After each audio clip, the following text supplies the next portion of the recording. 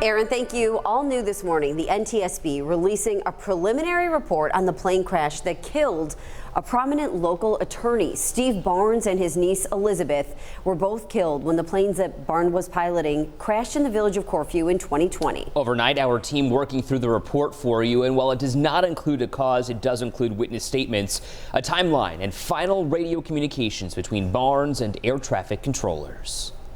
It was October 2nd, 2020. 61-year-old Steve Barnes was returning to Buffalo from New Hampshire when his plane crashed into a wooded and swampy area in the town of Pembroke.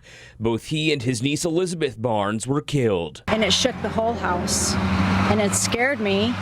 And I looked out my front window and I saw the plume of smoke go up behind my neighbor's house in the woods. Amy Metz, who is one of 4 witnesses quoted in the NTSB's new report, described that deadly scene to 7 News at the time. Initial air traffic control communications from that day show nothing out of the ordinary, but roughly an hour into the flight, the report shows contact was lost. After numerous attempts, Barnes finally responded saying everything was okay, and that he was about 15 miles outside of Buffalo. Everything okay up there?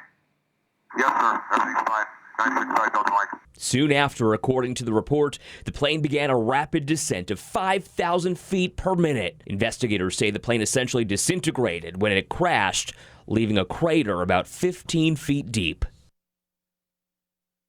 Important to point out here, toxicology reports were included in this report. It shows Barnes had no drugs or alcohol in his system at the time of the crash. And again, it is also important to mention investigators had not pinpointed a cause for this crash, so we will post the full report on WKBW.com.